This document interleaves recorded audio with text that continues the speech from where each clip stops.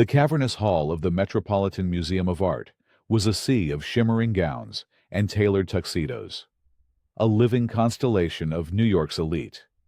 Conversations were murmured conspiracies, and champagne flutes glittered like delicate weapons under the soft, strategic lighting. This was the annual Wings of Philanthropy Gala, the glittering apex of Carter Airways' corporate social responsibility, an event Michael Carter had created to celebrate the charities his company supported. Tonight, however, he was not the host. He was an experiment. He stood near the entrance to the exclusive Chairman's Circle Lounge, a roped-off sanctuary for the airline's most significant donors and board members. He was dressed as Marcus Hale, a persona he had carefully constructed over the past week, a retired history professor from a small college in upstate New York.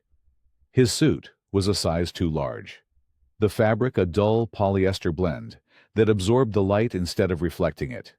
His shoes were scuffed at the heels, his glasses perched low on his nose, and a 2-day growth of salt and pepper beard softened the sharp, commanding lines of his jaw. To the glittering assembly, he was invisible, a piece of drab scenery they instinctively looked past. This was precisely the point. He wanted to see how his company treated a man like Marcus Hale, a man who, on paper, was one of its most loyal customers but in person, looked like he didn't belong. A young man in a flawlessly cut tuxedo, an earpiece coiled discreetly behind his ear, guarded the velvet rope. He held a tablet, his thumb flicking across a digital guest list. Michael approached, offering a polite, unassuming smile. "Excuse me," he said, his voice a little softer than its usual boardroom timbre. "Marcus Hale. I believe I have access to the lounge." The guard's eyes did a swift, dismissive scan, taking in the ill-fitting suit, the worn shoes, the general air of someone who had wandered in by mistake. His own smile was a masterpiece of professional contempt, a slight upward turn of the lips that conveyed no warmth, only tolerance. "The name, sir?" he asked, his tone suggesting he was merely humoring him. "Hale, Hail, Marcus." The guard tapped the screen. His eyebrows lifted in feigned surprise. "Ah, yes. I see you here. Diamond medallion. Million-miler. Impressive." The compliment was hollow, a verbal pat on the head for a dog that had learned a trick. He didn't move the rope. Instead, he looked past Michael, his gaze landing on a real estate mogul and his wife, both dripping with jewels. He gave them a familiar, deferential nod. "One moment. Sir," the guard said, turning his attention back to Michael, his politeness now a thin veneer over a core of solid impatience. He spoke into his wrist. "Mr. Reed, I have a Marcus Hale at the Chairman's Circle entrance. Diamond status confirmed. But the presentation is off-brand. Requesting guidance." Michael's blood ran cold. Reed. Thomas Reed, the ambitious head of North American operations, a man Michael himself had promoted. He had heard whispers of Reed's brand alignment initiative, but had dismissed them as aggressive corporate jargon. Now, he was about to experience it firsthand. A voice, crisp and metallic, crackled from the guard's earpiece, just loud enough for Michael to hear. "Hold him. I'm sending Greg over. We need to maintain the atmosphere." The guard nodded, his posture straightening.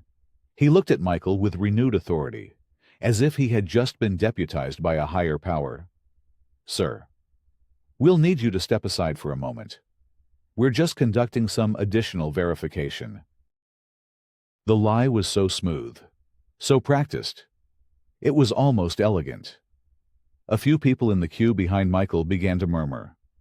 A journalist from the Wall Street Journal who had been trying to get a quote from Michael all evening glanced over, her expression a mixture of pity and curiosity.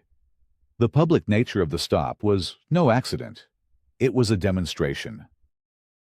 A moment later, a larger man appeared. Greg, the event's lead security coordinator, a subordinate of Thomas Reed. He was built like a former linebacker. His tuxedo stretched tight across his shoulders. He didn't address Michael directly. Instead, he spoke to the younger guard in a loud, carrying voice designed to be overheard. "We need to be more careful," Greg announced, his voice booming slightly in the vast hall. "For the comfort and security of our actual patrons, certain guests need to be revetted before they're allowed into premium spaces. It's a matter of brand integrity." The humiliation was a physical force, a wave of heat that washed over Michael. Actual patrons, brand integrity. The coded language was a slap in the face, delivered with the plausible deniability of corporate policy.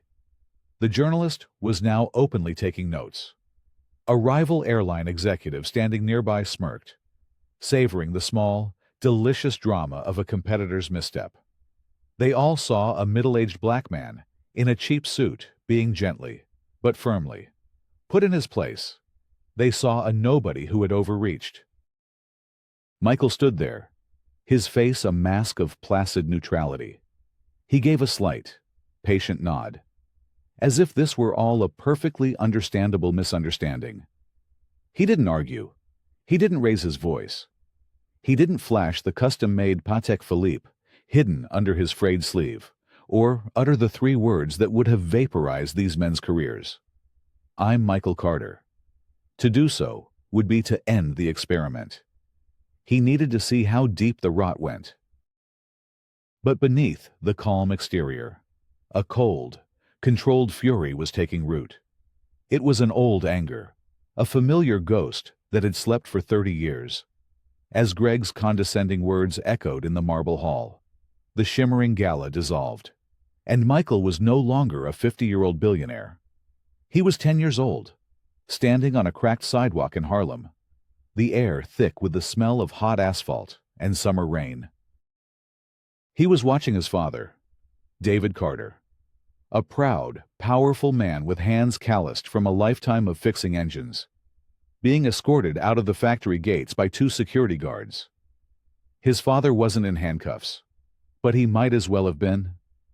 His shoulders were slumped, his head held low, his blue mechanic's coveralls stained with grease and shame.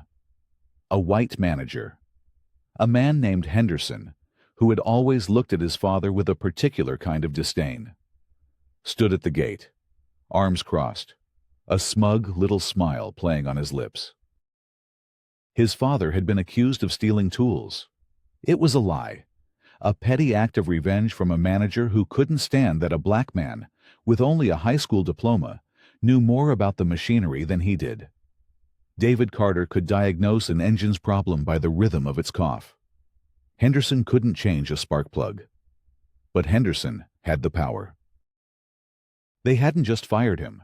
They had paraded him out in the middle of a shift change, in front of all the other men, the men who had shared coffee and jokes with him for 15 years. They had stripped him of his job, his pride, and his name, all in one swift, brutal act. That night, his father sat at the kitchen table, staring at his useless, powerful hands. He didn't say a word. His mother, a woman of unshakable faith and quiet strength, put a plate of food in front of him, but he didn't touch it. She put her hand on his shoulder. "We'll be okay. David," she whispered.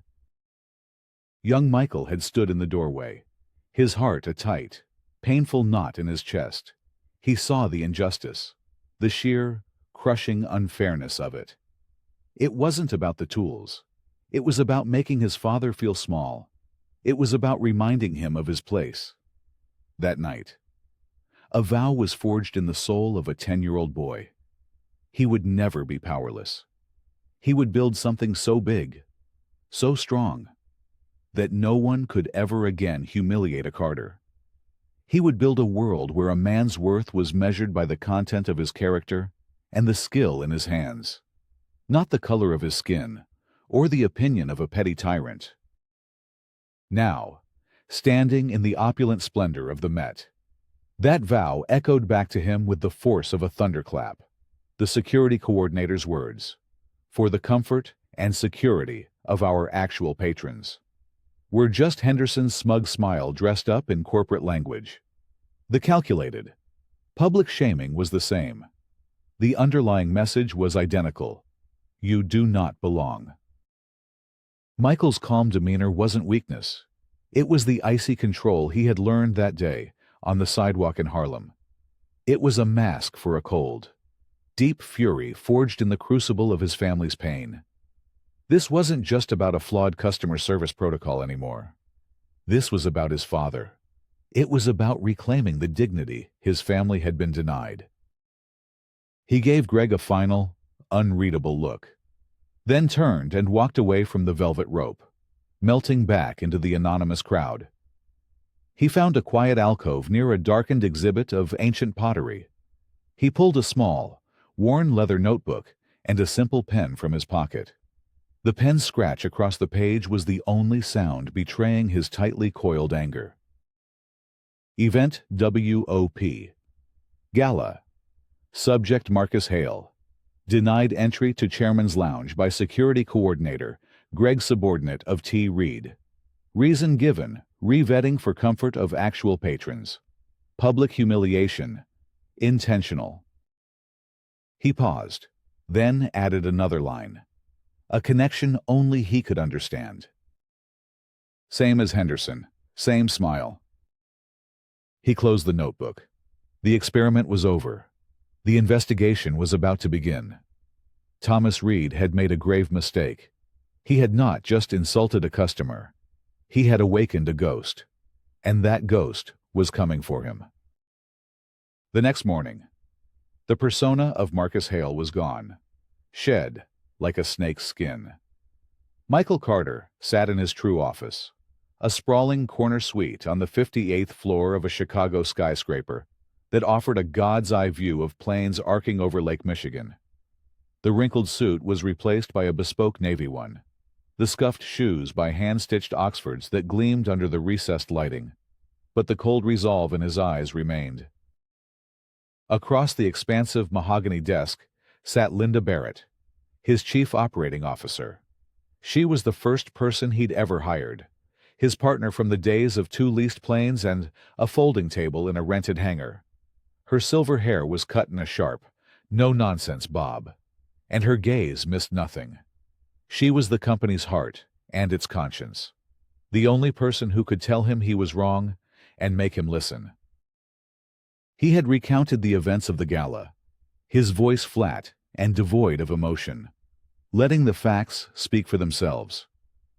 Linda listened without interruption, her fingers steepled, her expression hardening with every word. When he finished, she didn't offer sympathy. She offered strategy. "So, Reed's brand alignment is a quiet culling," she stated. Her voice clipped. "He's weaponized corporate jargon to implement a classist, racist filter at our premium touchpoints. He's teaching our employees that some of our best customers are undesirable," Michael corrected, his voice low. "He's poisoning the culture from the inside out." He slid the leather notebook across the desk. "This started before the gala.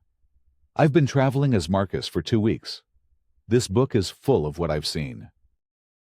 Linda opened it, her sharp eyes scanning the neat, angry script. She read about the elderly black woman ignored at the gate in Boston, the Latino couple in Denver, told the upgrade list was closed just minutes before a white traveler was waved through.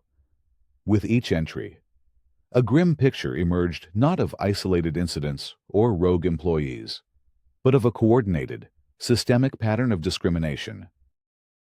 "He's created a shadow policy," Linda murmured, tracing a finger over a notation about Dallas.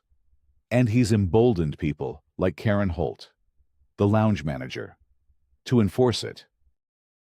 "I need to go back out there." "Linda," Michael said, his decision already made. The gala was one data point, a powerful one, but just one. I need more. I need irrefutable proof, a pattern so clear and so damning that when I bring this to the board, There is no room for debate, no excuse for inaction. Linda closed the notebook and pushed it back toward him.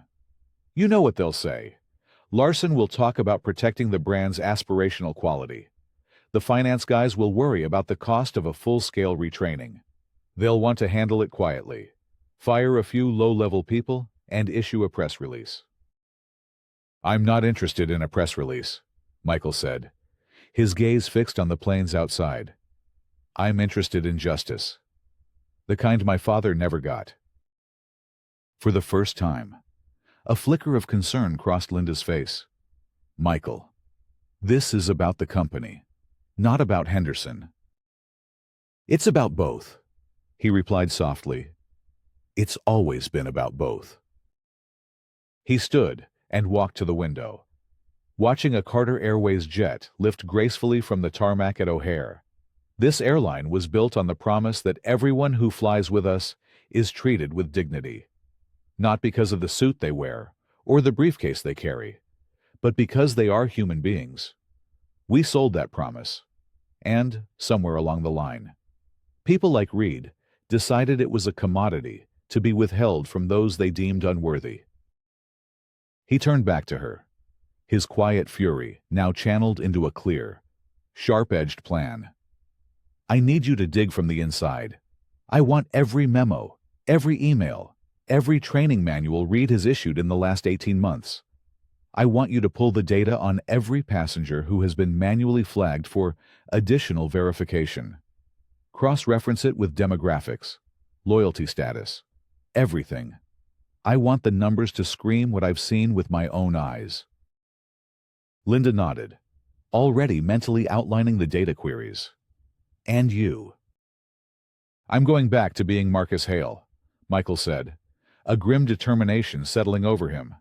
I'm flying to Dallas, then Denver, then Atlanta.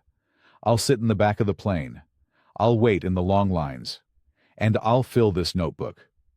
When I come back, it won't be with suspicions. It will be with a verdict. He picked up the notebook, its worn leather feeling solid and real in his hand. It was more than a collection of notes. It was an indictment. He was no longer just the CEO. He was the chief witness for the prosecution. The trial of Thomas Reed had begun, and he had no idea he was even on the stand. The fluorescent lights of Dallas-Fort Worth International Airport hummed with a flat, indifferent glare. Michael Carter, once again Marcus Hale, sat on a hard plastic chair outside the frosted glass doors of the Carter Airways Skycrest Lounge. The contrast was a brutal metaphor. Inside, leather armchairs gleamed, crystal glasses clinked, and a hushed atmosphere of privilege prevailed. Outside, the terminal buzzed with the chaotic energy of the masses rolling suitcases, crying children, and the incessant drone of boarding announcements. He had just replayed a scene from his recent memory, though this time with a different gatekeeper.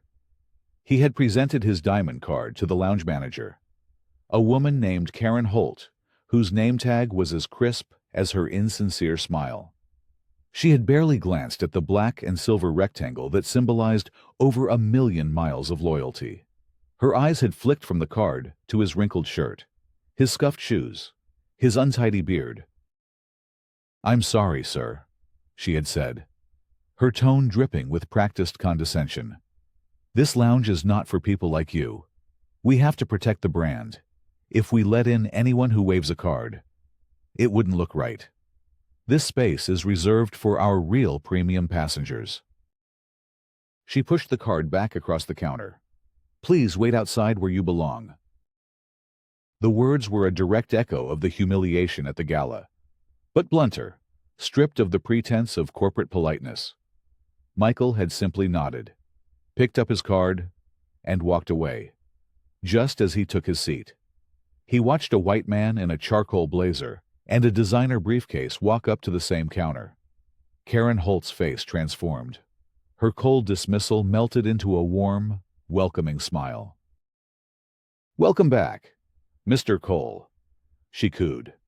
"Your usual scotch is waiting. No ID check. No hesitation. The contrast was not subtle. It was a performance for all to see. Michael pulled out his notebook and calmly wrote, Dallas, Fort Worth. Lounge access denied. Reason, not fitting image. Manager K. Holt. Comparison. White male in blazer admitted without check. Direct quote. Wait outside where you belong. He wrote without his hand shaking, his jaw tight, but his expression impassive. This was not an insult to be endured. It was evidence to be gathered. He boarded his flight to Chicago, deliberately choosing a middle seat in the back. The air was stale, thick with the scent of recycled air and cheap coffee. He was squeezed between a college student and a businessman whose starched collar seemed to choke him. From this vantage point, he watched. He saw the small, almost invisible cruelties that never made it into executive reports. He saw a flight attendant, her name tag reading Diane Walker, walk past an elderly black man struggling to lift his heavy carry-on into the overhead bin. The man grunted with effort, his face strained, but she sailed past as if he were invisible. 2 rows later, the same attendant stopped, her face breaking into a bright smile. To help a young white man in expensive sneakers hoist a lightweight duffel bag into the compartment. The young man hadn't even asked for help. Michael etched the moment into his notebook. The scratch of his pen, the only sound betraying his anger. Flight 1138. Attendant D. Walker. Ignored elderly black male row 24, needing assistance. Proactively assisted young white male row 26. Clear preferential treatment. On the connection to Denver, the pattern repeated. At the gate, he watched a Latino couple wearing matching university sweatshirts approach the counter to inquire about an upgrade. The agent dismissed them with a curt shake of his head. Lists closed. Nothing available. 10 minutes later, a solo white traveler with a gleaming watch and a cashmere pullover asked the same question.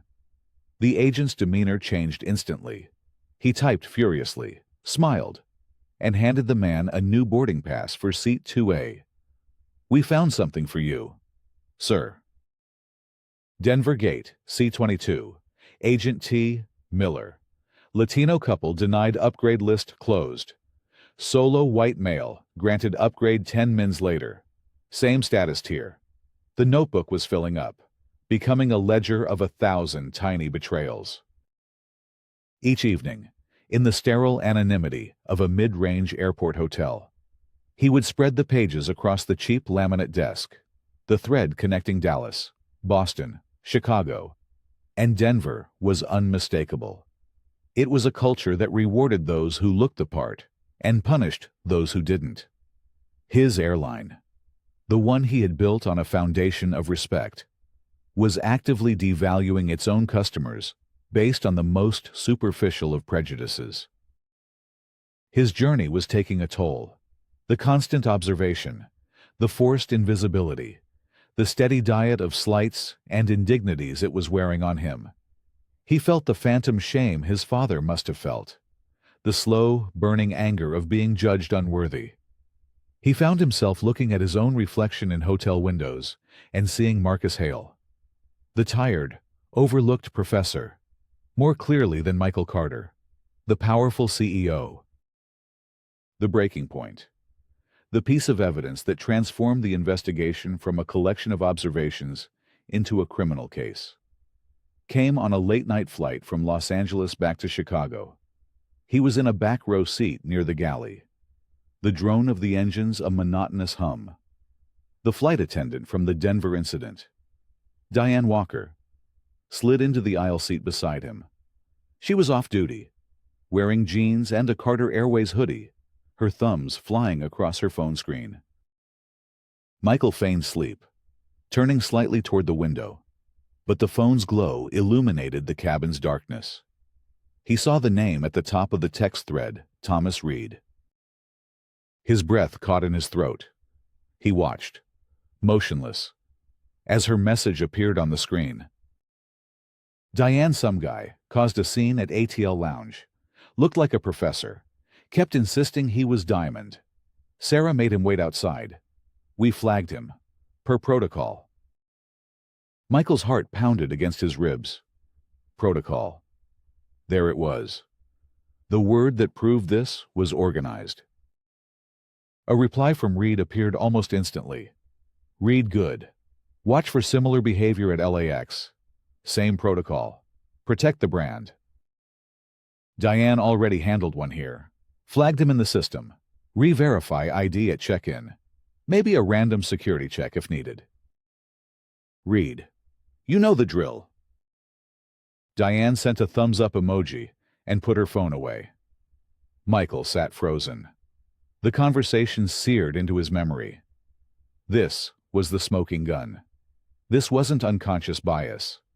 This was a deliberate, sanctioned strategy, communicated directly from a senior manager to frontline staff, designed to harass and intimidate paying customers who didn't fit a certain aesthetic. The fury that had been simmering for weeks erupted into a white-hot flame. The fury of a creator watching his creation being twisted into something monstrous. When the plane landed, he didn't go home. He went to a secure office he kept near the airport, a place few people knew existed. He called Linda. I have it, he said, his voice hard as granite. It's a formal protocol. Linda, they're flagging passengers in the system based on appearance. Reed is directing it himself via text. There was a sharp intake of breath on the other end of the line. Send me everything you have. Names, times, flight numbers. I'll pull the back-end data.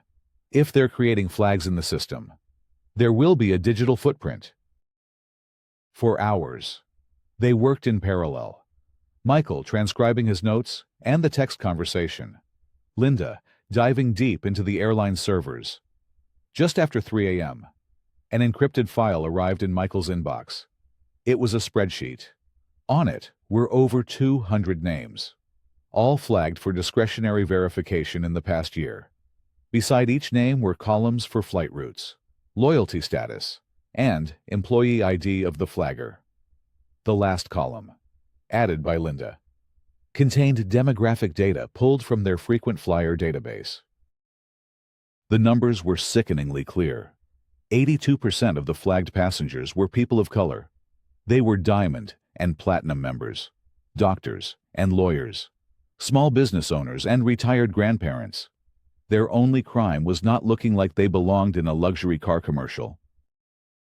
Michael leaned back, the weight of the betrayal pressing down on him. This was not just a few bad apples. This was an orchard poisoned at the root, and the poisoner was Thomas Reed. But as he stared at the screen, a deeper, more unsettling question began to form. Why ambition and prejudice seemed too simple an explanation for a system this insidious, this risky. What was Reed's real motive? Was he just a bigot, drunk on a little power? Or was there something more, something personal? Linda, he said into the phone, his voice tired but sharp. I need you to dig into Reed's personnel file. Everything, especially his history with Western Eagle Airlines, before we acquired them. I want to know where he comes from. There was a pause. You think this is more than just a power trip? I don't know, Michael admitted. But a man doesn't burn down his own house unless he has a very good reason. He had a feeling that the answer lay buried in the past, in a history that might involve more than just Thomas Reed. It might involve Michael Carter himself. The file on Thomas Reed landed on Linda's desk with a soft thud. It was thin, professionally sanitized, detailing a rapid, impressive climb through the ranks at Western Eagle Airlines before the Carter Airways acquisition 2 years ago. On the surface, he was a model executive, efficient, data-driven, and relentlessly focused on optimizing profit margins. But Linda, following Michael's hunch, wasn't interested in the surface. She was looking for the cracks. She spent a day cross-referencing Reed's tenure with Western Eagle's operational history, looking for anything that stood out. It was tedious work, A deep dive into old flight manifests, maintenance logs, and financial reports. Then she found it. A small, almost insignificant detail in the massive data dump from the acquisition: an old, partially redacted list of employees who were laid off from Western Eagle's primary maintenance hub in Pittsburgh just weeks before Carter Airways finalized the deal. Her finger traced down the column of names until it stopped. Reed, Robert. She ran the name through a public record search. Robert Reed, 58 at the time of the layoff, a master aviation mechanic with 35 years of service, a resident of Pittsburgh, Thomas Reed's father. Linda felt a chill crawl up her spine. She immediately called Michael, who was holed up in his secure office, analyzing the patterns of passenger flagging. "Michael, I think I found something," she said, her voice tight. Thomas Reed's father, Robert, was a mechanic at Western Eagle. He was laid off during the acquisition. Silence hung on the line for a long moment. "The Pittsburgh Maintenance Division," Michael said, his voice suddenly distant. It wasn't a question. "Yes," Linda confirmed. "How did you know?" "Because I'm the one who shut it down," he whispered, the words tasting like ash in his mouth. The memory came rushing back, sharp and unwelcome. 2 years ago, Carter Airways was on the brink. A brutal fuel price spike and a vicious fare war with a competitor had pushed them to the edge of bankruptcy. Acquiring the smaller, struggling Western Eagle was a lifeline. But it came at a cost. To satisfy the banks and secure the financing, he had to make deep, painful cuts. He had spent a week locked in a room with his finance team, poring over balance sheets, looking for redundancies. The Pittsburgh Maintenance Division was old, its union contracts expensive. Closing it and consolidating operations in Chicago would save the company nearly $50 million a year. It was a brutal, cold, but necessary calculation. It was the move that saved Carter Airways. He had given the order himself, viewing it as a strategic sacrifice for the greater good. He had seen the list of names, hundreds of them, but they had been just that, names on a spreadsheet. Abstract casualties in a corporate war he had to win. Now, one of those names had a face. Robert Reed, a man who had lost his job, his pension, his entire career, because of a decision Michael Carter had made in a boardroom hundreds of miles away. The narrative of the past few weeks snapped into a terrifying new focus. This wasn't just about prejudice.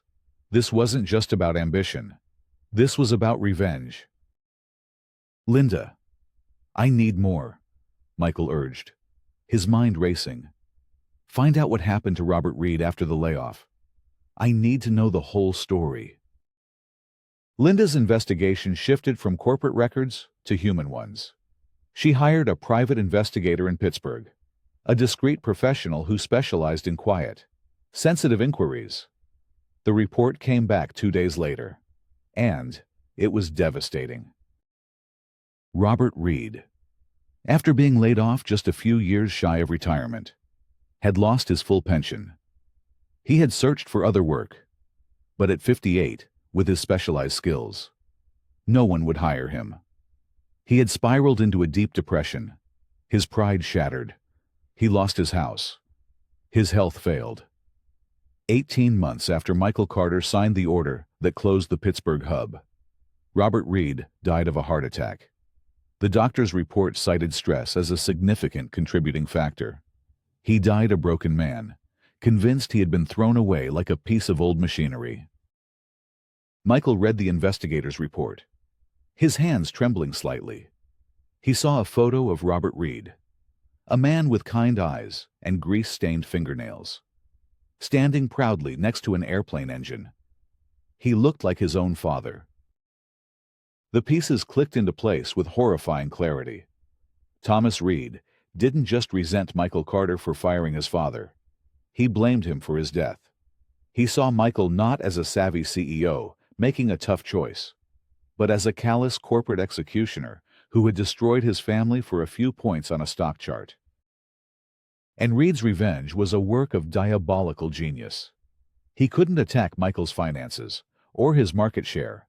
Carter Airways was too strong. So he attacked something more fundamental: Michael's soul.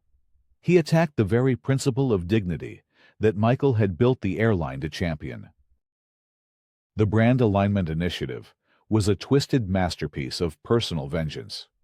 Reed had identified Michael's core value, the belief that every person deserves respect, regardless of their station, and he had systematically perverted it. He created a system that did to hundreds of innocent people exactly what he believed Michael had done to his father: judged them, devalued them, and cast them aside based on superficial criteria.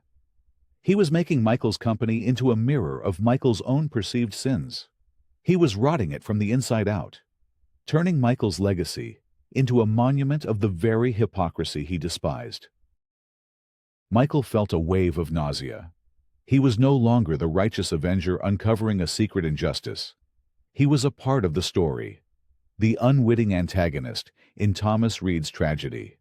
His own past ruthlessness, the cold calculus he had employed to save his company, had planted the seeds of its current corruption. This revelation was the second, more profound obstacle. The first had been uncovering the what, the protocol. This was the why, and the why implicated him. He could no longer see this as a simple battle of good versus evil. It was a tragic confrontation between two men haunted by the same event, viewed from opposite sides of the chasm of power. He walked to the window, staring down at the city lights. But he didn't see them. He saw the face of Robert Reed. He saw his own father being walked out of the factory. The two images merged, and a terrible understanding dawned. In his quest to become powerful enough that no one could ever humiliate his family again, had he become Henderson? Had he become the very thing he hated? The thought was a dagger in his heart. He had justified the Pittsburgh decision as necessary, as leadership. But he had never once stopped to consider the human cost behind the numbers on the spreadsheet. He had never thought about the Robert Reeds of the world. This changed everything. His confrontation with Reed could no longer be a simple act of corporate justice. It had to be an act of atonement. He had to expose Reed's system. Yes, but he also had to confront his own complicity in its creation. He had to own his past, not just to the board or to the world, but to himself. He picked up the phone and called Linda. His voice was heavy, stripped of its earlier fire, replaced by a somber gravity. "The annual shareholder meeting is next week," he said. "I know," Linda replied, sensing the shift in his tone. "Reed is scheduled to present on the success of his North American operations, on his Brand Alignment Initiative." "Michael, what are you planning?" "A public trial," Michael said. "But it won't just be Reed on the stand. I'll be there with him."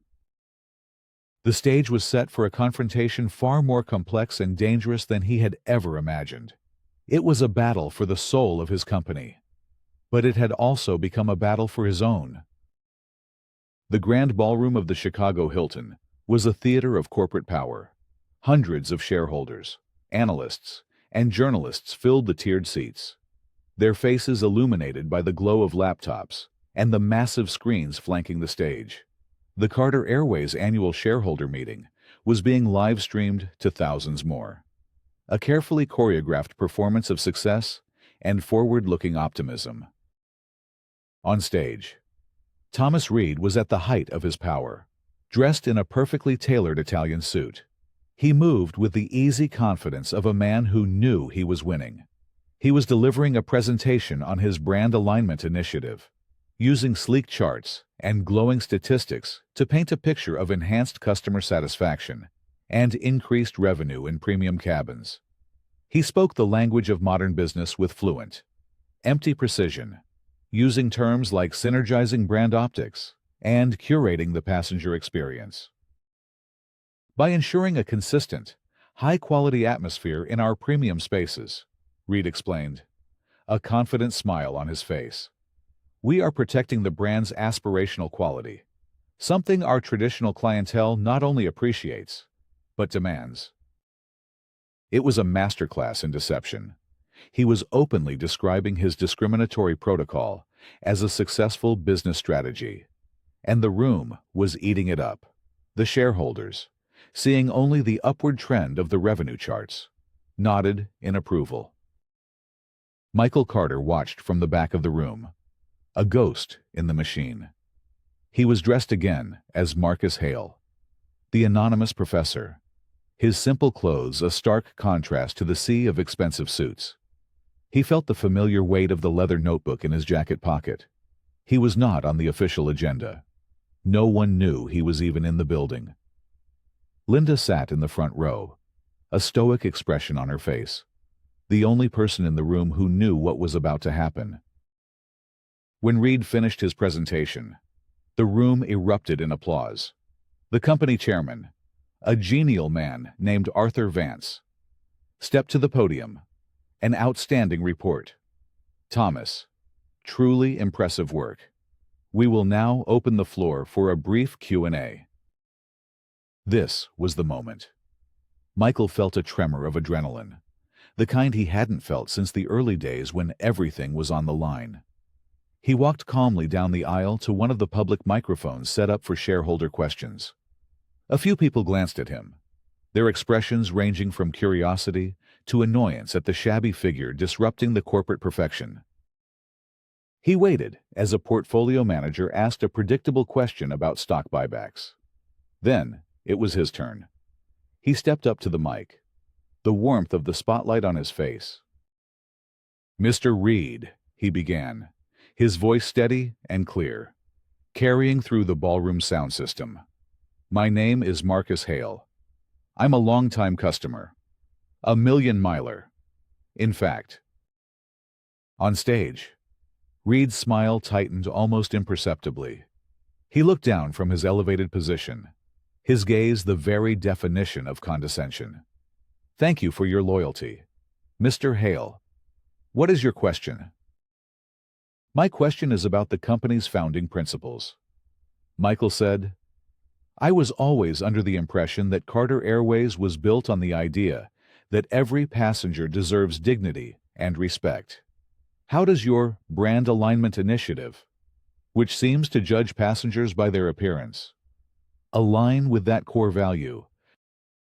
A ripple of unease went through the room. Reed's smile vanished, replaced by a mask of professional patience. "Sir, I think you're misinterpreting the policy. It is not about appearance.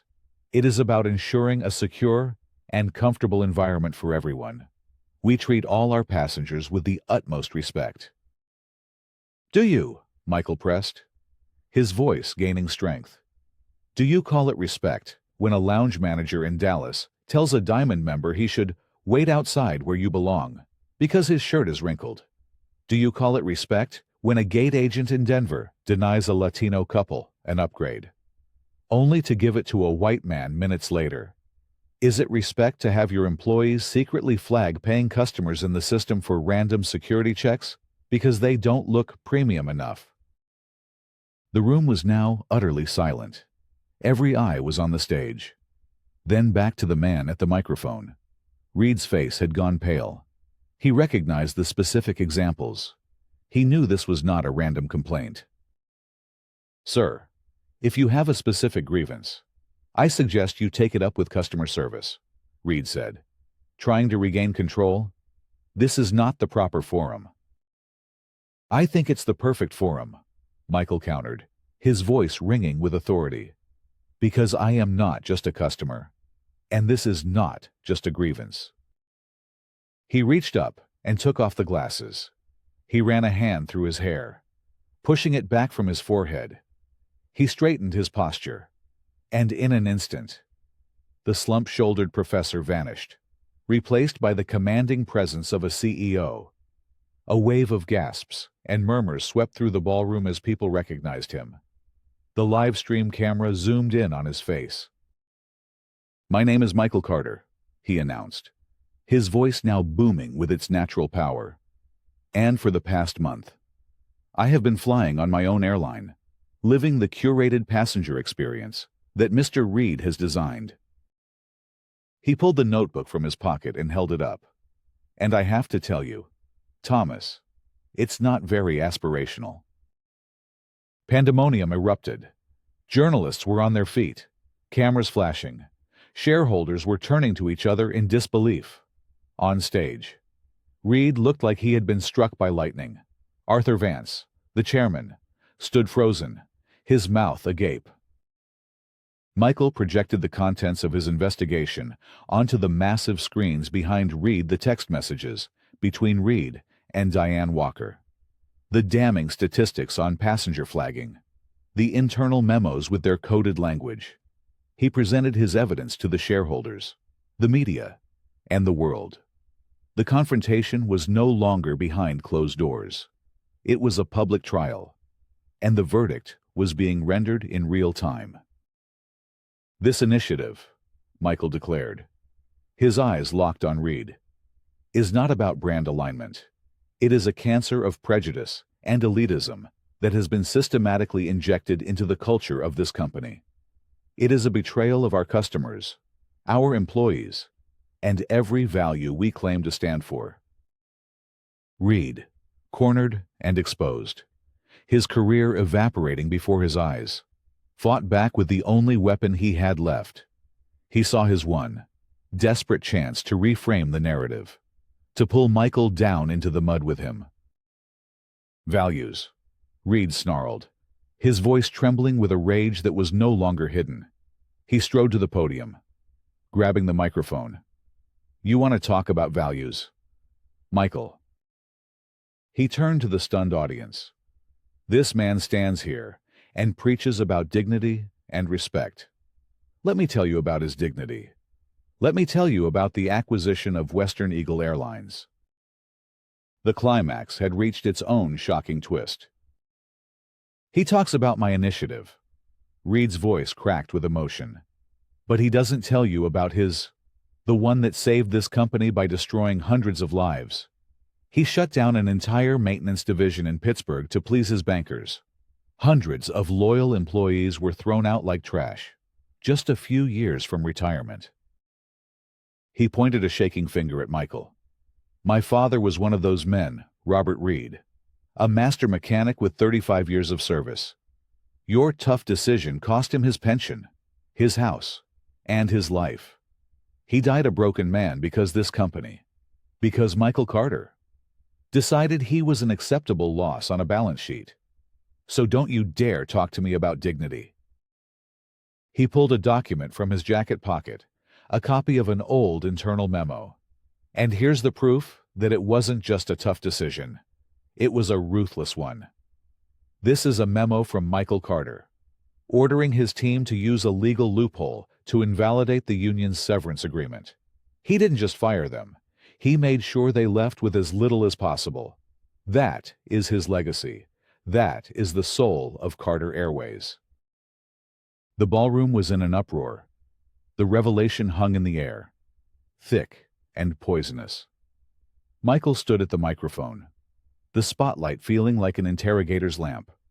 Reed had played his final, devastating card.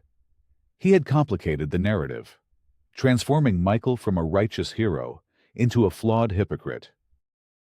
Michael felt the weight of every eye in the room, every camera lens, every shareholder's judgment. He could deny it, deflect, reframe it as a necessary business evil, but he knew, in that moment, that his victory over Reed would be hollow if it was built on a lie. His redemption had to be as public as his sin. He took a deep breath and spoke into the microphone, his voice quiet but carrying a new, profound weight. "He's right," Michael said. The room fell into a stunned, absolute silence. "Everything Mr. Reed just said is true. I made that decision. I shut down the Pittsburgh hub. I used that loophole. I saw those men, including his father. as numbers on a spreadsheet. I told myself it was what a CEO had to do to save his company. I told myself it was strength. But it wasn't. It was a failure of my own humanity. A failure I have lived with ever since. He looked directly at Reed. His expression not of anger, but of deep, aching sorrow. I can't undo the pain I caused you and your family. Thomas, nothing can. But your response to take that pain and inflict it on hundreds of other innocent people. To build a system of prejudice in my company that is your failure, not mine. He then turned back to the audience, to the world watching. I stand here today, not as a perfect leader, but as a flawed man who is trying to fix what is broken. That starts with dismantling Mr. Reed's toxic system. But it doesn't end there. It ends when we rebuild this company on a foundation of genuine respect, one that acknowledges our past failures and commits to never repeating them. The reckoning Mr. Reed called for is here, but it is for all of us. And it starts with me. The raw honesty of his confession was more powerful than any denial. He hadn't just won the argument. He had reclaimed the moral high ground by admitting he had once abandoned it. Reed stood defeated, his weapon of truth turned against him. He had exposed Michael's sin, but Michael had owned it, and in doing so, had begun the painful, public process of atonement. The battle was over. The war for the soul of Carter Airways had just begun. The immediate aftermath was chaos. The live stream was abruptly cut, but the damage was done. The stock price for Carter Airways went into freefall, plummeting 12% before the market closed. The ballroom emptied in a storm of frantic phone calls and shouted questions from reporters. Board members huddled in stunned silence, their faces ashen. Thomas Reed was escorted from the building by security, his face a mask of cold, defeated fury. As he was led away, he shot a final look at Michael, a look that promised a protracted legal battle, a war of attrition fought through depositions and press leaks. He would not go quietly. Michael, however, did not retreat. He ignored the advice of his legal team to issue a carefully worded statement. Instead, he called an immediate press conference in that same, now disheveled, ballroom. He stood before the cameras, not behind a podium, but on the floor with the reporters, sleeves rolled up, looking exhausted but resolute. Linda stood a few feet away, a silent pillar of support. "There will be no spin today," Michael began, his voice raw. "What you witnessed was the painful, public exposure of two deep failures. One was a system of discrimination, engineered by a senior executive and allowed to fester under my watch. The other was a past failure of my own, a decision I made years ago that valued profit over people and contributed to the very culture I now condemn." He practiced a radical transparency that left the seasoned journalists speechless. He didn't make excuses. He laid out the facts of Reed's protocol and the facts of the Pittsburgh shutdown with equal, unflinching honesty. He announced Reed's immediate termination, along with every other employee implicated in the discriminatory system. Then he laid out the path forward, effective immediately. We are dismantling every discretionary protocol that allows for subjective judgment of our passengers. We are instituting a zero-tolerance policy for discrimination of any kind, enforced by a new, independent civilian oversight board composed of passengers and civil rights leaders. We are investing $100 million in a complete overhaul of our employee training, focusing on empathy and service. He paused, taking a deep breath. Furthermore, I am personally establishing a $50 million fund to compensate the families of the former Western Eagle employees affected by the Pittsburgh closure. It's too late for an apology to be enough, but it is not too late to make amends. Finally, A significant portion of my own salary and stock options for the next 5 years will be redirected to fund these initiatives. He was not just fixing the company. He was performing penance. He was using his power and his wealth to heal the wounds he himself had helped create.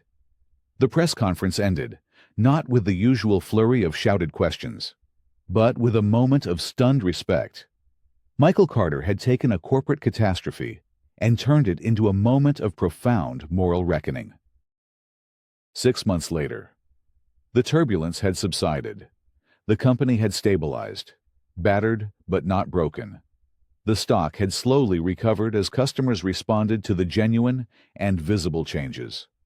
The every passenger counts philosophy was not just a slogan. It was a mandate felt at every level of the organization. Satisfaction scores were at an all-time high. But the true measure of the change wasn't in the numbers. It was on a street corner in Harlem, on the same block where Michael had grown up, where the air still smelled of street food and the rhythm of the city was a constant beat. A crowd had gathered in front of a newly renovated brick building, its large glass windows gleaming in the autumn sun. Above the entrance, bold silver letters spelled out the David Carter Center for Aviation Technology. Michael stood on a small stage, dressed not in a suit, but in a simple sweater and slacks. He looked out at the faces in the crowd, eager teenagers from the neighborhood, proud parents, community leaders, and a handful of Carter Airways employees who had volunteered their time. The center, funded entirely by Carter Airways and Michael's personal contributions, was a state-of-the-art vocational school designed to give underprivileged youth a direct pathway into careers in aviation, from mechanics to avionics to piloting. It was named after his father. My father, David Carter, was a brilliant mechanic, Michael said, his voice thick with emotion. He could listen to an engine and hear its story, but he was denied the chance to finish his own story because a man with a little power decided he wasn't worthy. This center is a promise. It's a promise that in this place, the only things that will matter are your passion, your skill, and your character. Here, everyone is worthy. Everyone belongs. He finished his speech and stepped down to cut the ribbon. As the doors opened, he was approached by a young woman with bright, intelligent eyes. She held the hand of her teenage brother, who was looking around the facility with an expression of pure awe. Mr. Carter, the young woman said, her voice a little shy, I just wanted to thank you. My name is Maria Sanchez. My uncle. He used to work for Carter Airways in Denver. He was one of the gate agents let go during the changes. Michael's heart clenched. He remembered the name, the agent who had turned away the Latino couple. He was wrong. What he did. Maria continued quickly. He knows that now. He was following orders he shouldn't have. But he told us about what you were building here. And he encouraged my brother, Leo, to apply. He said this company was really trying to change. She looked down at her brother, who was staring at a cutaway model of a jet engine. Leo just found out yesterday, she said, a proud smile spreading across her face.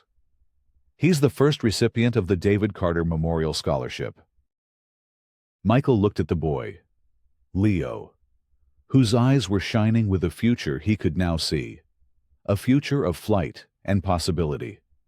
He was the son of a new generation, a child of the very community his company had once wronged, now being given a chance because of the changes born from that crisis.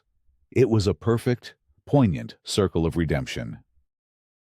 Michael felt a profound sense of peace settle over him, a quiet resolution that went deeper than any stock price or approval rating. He had not just fixed his company. He had used his power to heal the wounds of the past, both his company's and his own. The final act was not one of revenge or destruction, but of creation and rebirth. He reached out and shook Leo's hand, "Welcome to the family, son," he said. Looking at the young man's hopeful face, Michael saw the legacy his father would have wanted. Not a vast corporate empire, but a single, open door